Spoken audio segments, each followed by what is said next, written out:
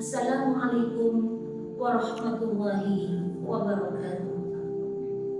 Bismillah, alhamdulillah, wassalatu wassalamu ala rasulillah wa ala alihi wa ashabihi wa mawala. Rabbi shrahli sadri wa yassirli amri wahlul 'uqdatam min lisani yafqahu qawli. Amma ba'du. Ayyuhal mustami'un rahimakumullah. Pada momen yang bersejarah ini, bertepatan dengan tahun baru Hijriah, sudah selayaknya kita bersyukur kepada Allah Subhanahu wa Ta'ala atas segala limpahan nikmat dan kesempatan yang telah diberikan kepada kita. Sholawat dan salam kita haturkan kepada panutan kita, Khairul Anam Al-Mustafa Sayyidina Muhammad Sallallahu Alaihi Wasallam wa ala alihi wa ashabihi ajma'in. Muslimin muslimat rahimakumullah. Tahun baru Islam yang dicanangkan oleh Khalifah Umar bin Khattab radhiyallahu anhu atas usulan dari Imam Ali karramallahu wajhah dimulai dari hijrahnya Nabi Muhammad Sallallahu Alaihi Wasallam dari Mekah ke Yasrib, yang oleh beliau kota ini kemudian diubah nama menjadi Madinah Al-Munawwarah, yang berarti berperadaban. Pada awal hitungan bulannya dimulai dari Muharram, yang bulan ini merupakan salah satu dari 4 bulan yang dimuliakan oleh Allah Subhanahu wa Ta'ala, yaitu bulan Rajab, Sya'ban, Ramadan, dan yang satu lagi adalah bulan Muharram. Oleh karena itu, pada kesempatan ini pula, ayyuhal mustami'un, saya ingin mengupas sedikit tentang kemuliaan pada tanggal 10 di bulan Muharram.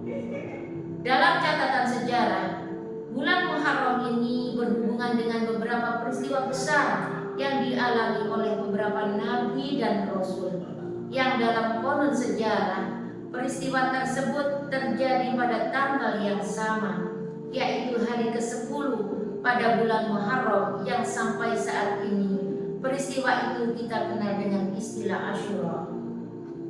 Muslimin muslimat rahimakumullah. Kesedihan yang dialami oleh manusia pertama, kakek moyang manusia, yaitu Nabi Adam alaihissalam dan juga istrinya Ibu Hawa, karena mereka berdua mendekati pohon larangan atau syajaratul khuldi, maka Allah Subhanahu wa Ta'ala mengeluarkan mereka dari surga secara terpisah.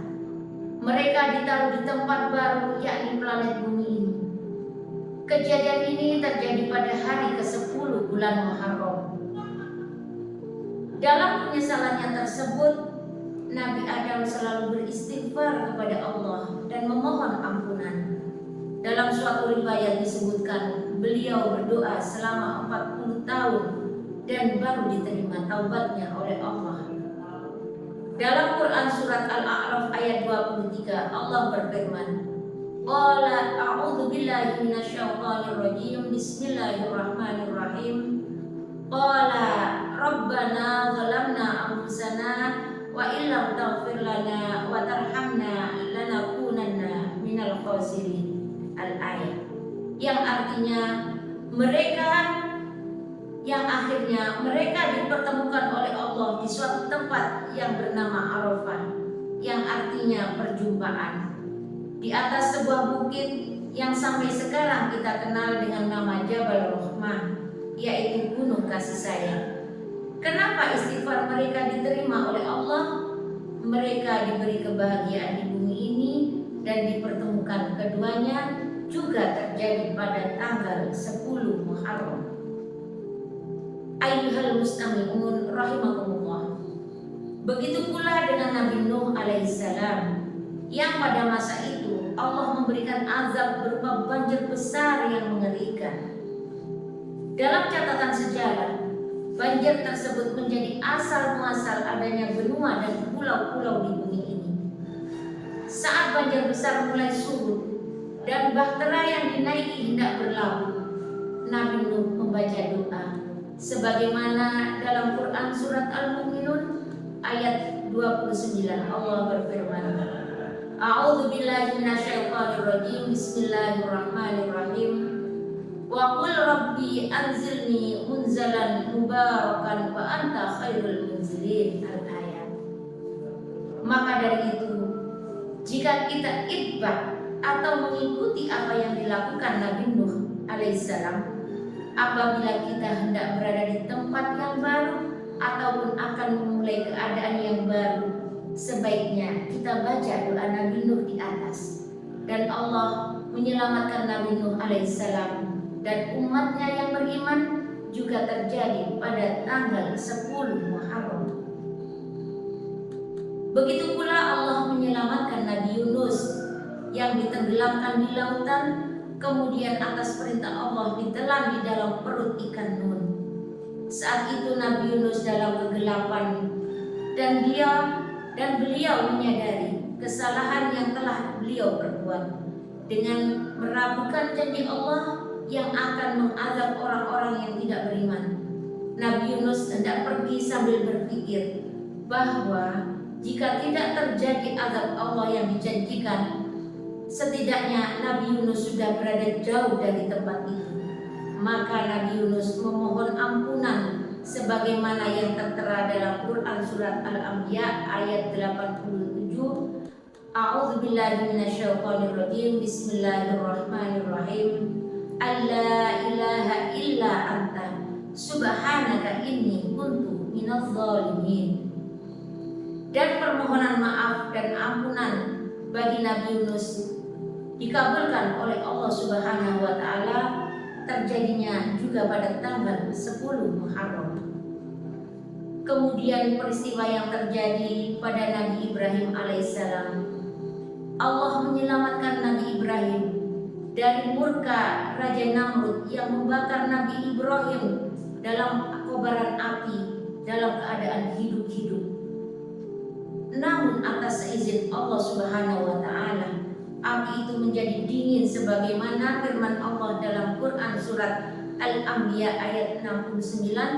Allah berfirman, A'udzubillahi minasyaitonirrajim. Bismillahirrahmanirrahim. Qulna ya naru kuni bardaw wa salaman ala Ibrahim. Sedangkan saat Nabi Ibrahim dilempar ke dalam api, sesuai hadis yang diriwayatkan oleh Ibnu Abbas, saat itu beliau membaca doa Hasbunallah wa ni'mal wakil, yang artinya cukuplah Allah menjadi penolong bagi kami dan Dia sebaik-baik pelindung. Dan Nabi Ibrahim kemudian diselamatkan dari panasnya kobaran api. Itu juga terjadi pada tanggal 10 Muharram. Adapun peristiwa yang dialami Nabi Musa alaihissalam dengan kaumnya yang diselamatkan dari kejaran bala tentara Fir'aun, dan Fir'aun beserta bala tentaranya itu diluluh-lantakkan oleh Allah dengan ditenggelamkannya di laut, di dasar lautan. Dalam sebuah hadis yang diriwayatkan oleh sahabat Ibnu Mas'ud radhiyallahu anhu, Rasulullah bersabda bahwa Nabi Musa ketika itu membaca doa Allahumma lakal hamdu wa ilaikal mustaka wa antal musta'an wa la haula wa la quwwata illa billahil aliyyil azim. Saat tongkat dipukul maka terbelahlah lautan tersebut. Semua itu terjadi pada hari ke-10 pada bulan Muharram. Dan masih banyak lagi kisah Nabi dan Rasul yang berkenaan dengan tanggal 10 Muharram atau Asyura ini. Oleh karena itu, marilah momentum 10 Muharram atau Asyura ini kita jadikan kesempatan untuk bermuhasabah atau menghitung-hitung amal kita dan banyak-banyak beristighfar dengan memohon ampunan kepada Allah Subhanahu wa taala atas segala kekhilafan dan kesalahan yang kita lakukan, juga atas kufur nikmat yang kita lakukan baik yang sengaja maupun tidak sengaja.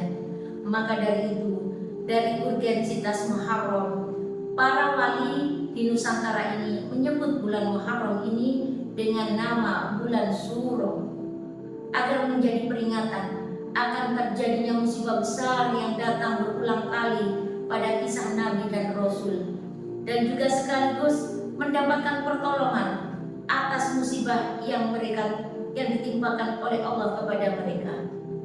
Perlu kiranya kita meneladani apa yang sudah para Rasul lakukan. Yang paling penting, kita sebagai manusia memperbanyak bacaan istighfar untuk memohon ampunan atas segala kesalahan, dan juga bersedekah untuk menghilangkan segala bala musibah karena dosa dan kekhilafan yang telah kita lakukan. Sebagaimana hadis Rasulullah, as-shadaqatu taruddul bala wa tutawwilul umur. Artinya Nabi Muhammad SAW bersabda, sedekah itu menolak bala musibah dan memanjangkan umur.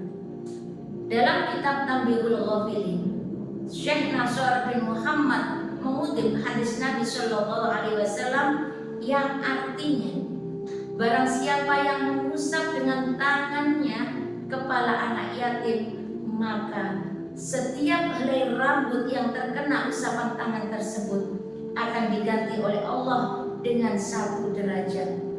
Dan barang siapa yang memberi makan 1 orang mukmin untuk berbuka puasa di 10 Muharram, seakan-akan ia memberi makan seluruh umat Nabi Muhammad SAW. Demikian keutamaan di bulan Muharram, terutama pada tanggal 10 Muharram.